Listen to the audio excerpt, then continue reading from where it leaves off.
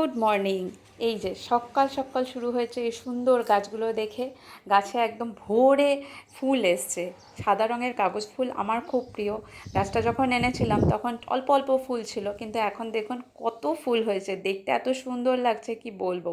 সকালবেলা এই গাছ দেখলে একদম মন ভরে যায়। আর তার সাথে এই যে আমাদের চিচিঙ্গা গাছ কত বড় হয়ে গিয়েছে, আর এর মাঝখানে কিন্তু 4-5টা করে ছোট ছোট চিচিঙ্গা ধরেও আছে। এই যে একটা দুটো দেখা যাচ্ছে, বাকিগুলো কিন্তু পাতার আড়ালে রয়েছে। আরও কিছু কিছু আমরা কিন্তু খেয়েছি।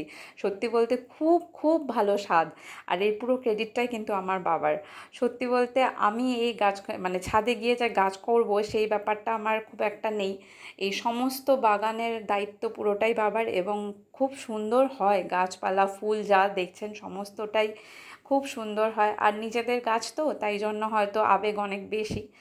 যাই হোক, রবিবার মানেই তো একটা ব্যস্ততম দিন আমাদের কাছে, ব্যস্ত দিন, তার সাথে আজকে আবার ব্যস্ত বিকেলও আছে। সারাদিনে আমি সময় পাবো না ঠিকঠাক, তাই সকালবেলা উঠে অনেকগুলো কাজকর্ম করে নিয়েছি। অনেকগুলো কাজ বলতে নিচে যে পরিষ্কার পরিচ্ছন্ন করা সেটা অনেকটাই হয়ে গিয়েছে। তারপরে অনেকগুলো জামাকাপড় ওয়াশিং মেশিনে কেচেছি। তো ওয়াশিং মেশিনে কাচার পরেও কিছু কিছু জামাকাপড় থাকে যেগুলো হাতে কাচতে হয়।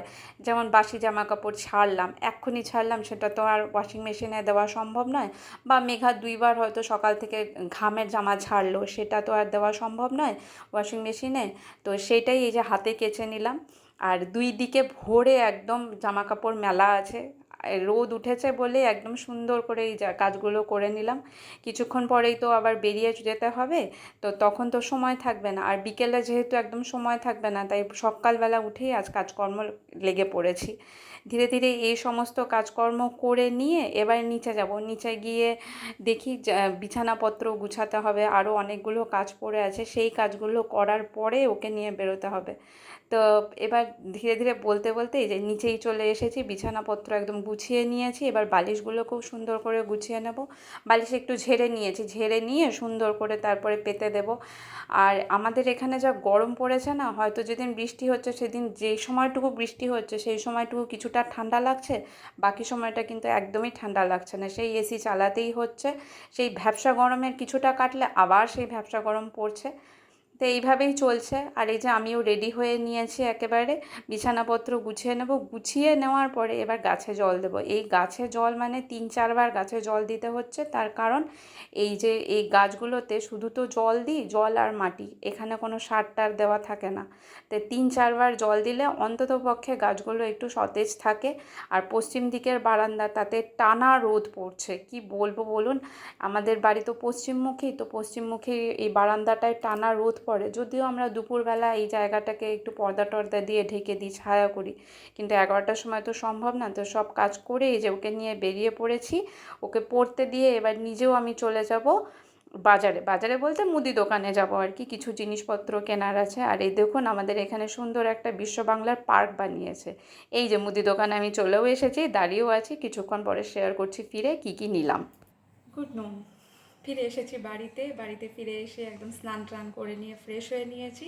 এবার আপনাদের দেখাই আমি কি কি বাজার করে এনেছি। বাজার ছোটোখাটো বাজার একদম, কারণ কালকের থেকে স্কুল শুরু হচ্ছে।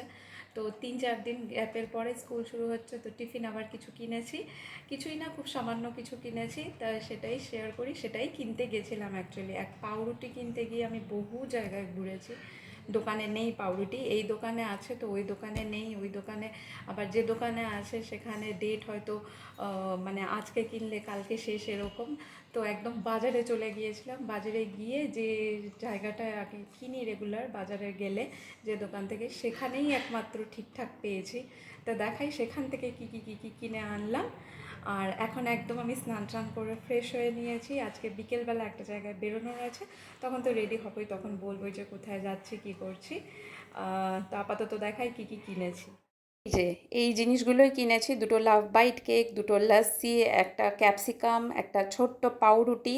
তো এই জিনিসগুলোই কিনেছি, তার কারণ ধীরে ধীরে ওর টিফিনটা আবার দিতে হবে। তো এই জিনিসগুলো মেঘার খুব পছন্দের, নিলাম একটা একটা করে। এবার দেবো টিফিন। তো এইগুলো দেখাতে দেখাতেই দুপুর হয়ে গেল, অনেকটা সময় চলে গিয়েছিল। তো মা বললো আয় নিচে খা। নিচে গিয়ে দেখি একদম লাল লাল ঝাল ঝাল বানিয়েছে পাতলা মুরগির ঝোল, তার সাথে ভাত গরম গরম। এই ছিল সানডের লাঞ্চ। সানডের লাঞ্চ বলতেই মাংস, অবশ্যই আমাদের বাড়িতে সানডে বলতেই মাংস হয়, যেহেতু বাচ্চা আছে। তো এটাই খেয়ে নিলাম।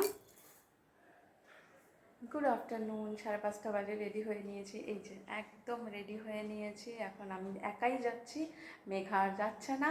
তো আমি এখন একটু একটা কাজে কলকাতা যাচ্ছি, তো মেঘা আর যাচ্ছে না, আমি একা যাচ্ছি। তা কথা ছিল দুজনেই যাব, কিন্তু ও আর যাচ্ছে না।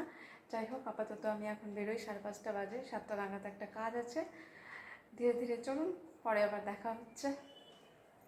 স্টেশনে বসে আছি অনেকক্ষণ, পরে ট্রেন এসেছিল, কিন্তু আমার যে ট্রেনে গেলাম সেই ট্রেন আসার আগে একটা থ্রু ট্রেন পাস করেছে। থ্রু ট্রেন দেখতে কিন্তু খুব সুন্দর লাগে, এই যে চোখের নিমেষে একদম পার হয়ে যায়, দারুণ লাগে। ঠিক এই ট্রেনটার পরেই আমার ট্রেন ঢুকেছিল, আমি যে ট্রেনে করে গেছি আর কি।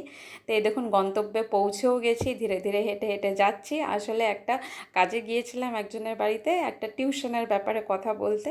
তা প্রথমবার গেছি, সেই জন্যই একটু সময় লেগেছে। যাই হোক, তবে স্টেশন থেকে খুব কাছাকাছি।